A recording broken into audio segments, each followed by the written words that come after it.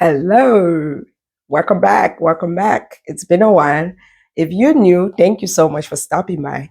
And if you're returning sub, thank you so much. I do have a few subscribers. Can you believe it? We're going to get there. We're going to get there. Anyway, what am I talking today about? We're going to talk about anxieties. And I will tell you why I picked that. Before we get started, let me show you what my scent of the day was. I mixed Tom Ford Black Orchid and Spirito Florentino by Tiziana Terenzi.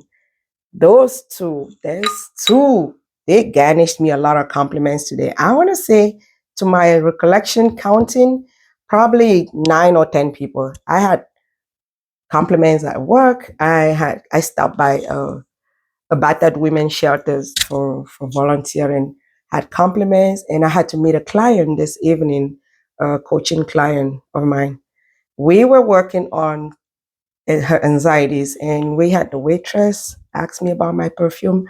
Two guys who were just walking by, they stopped by to tell me, "You smell really good. What are you wearing?" I don't wear perfumes for the compliment. I wear what my nose smells perceived as good smelling. But it's always good to get a compliment from people. So after talking to my client about anxiety, I thought I should throw a little bit of snippet on anxiety. What is anxiety? Anxiety is, however you may define it, there has to be fear in there.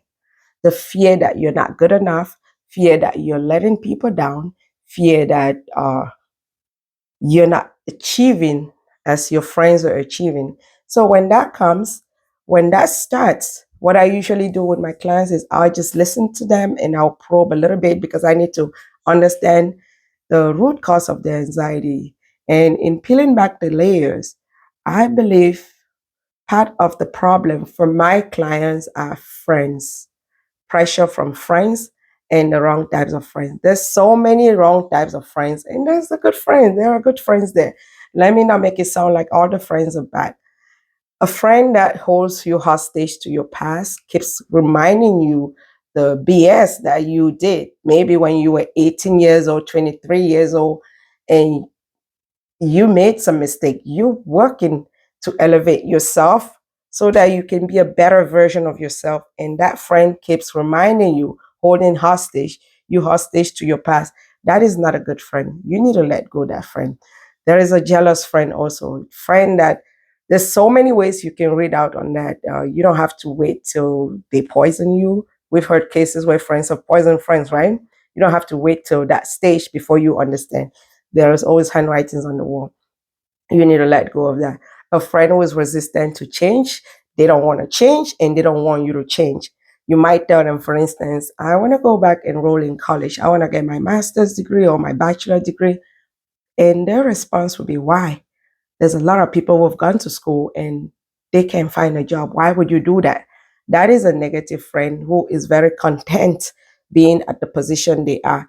You don't want such friends. If you know me, I have suffered my fair share of bad friends. What I did was I let go of all them. Right now, if I were to call any friend at 3 a.m., I can count the friends that I will call, less than five. And I'm very okay. Very okay. It's okay to stay in your house alone. And that also, part of that comes with maturing. When I was in my 20s, I thought my life revolved around friends.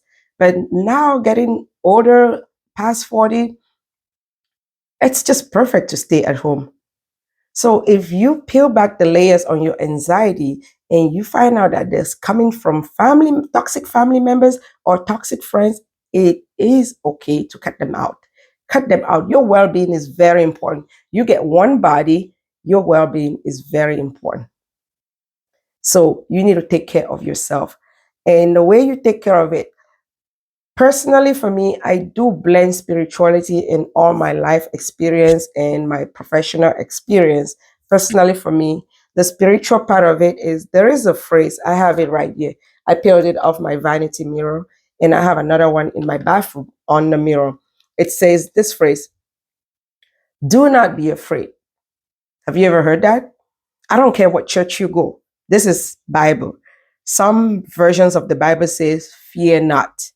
Between the phrase, do not be afraid, do not be afraid, and fear not.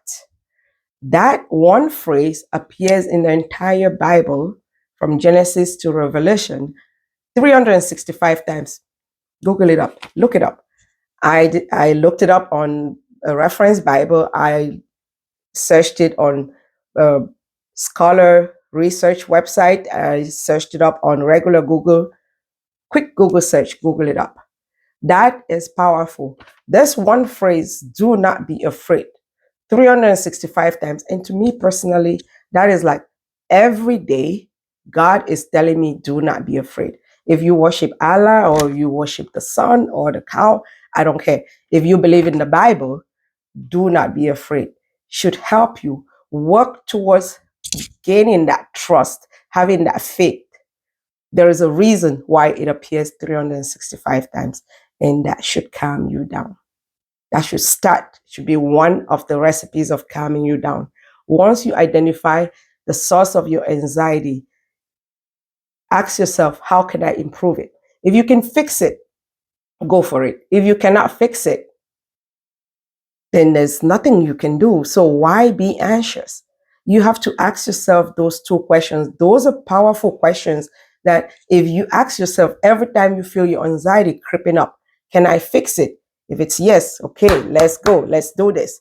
Can I fix it? And the answer is no. Do what you got to do. Cry. Sometimes I cry for 10 minutes.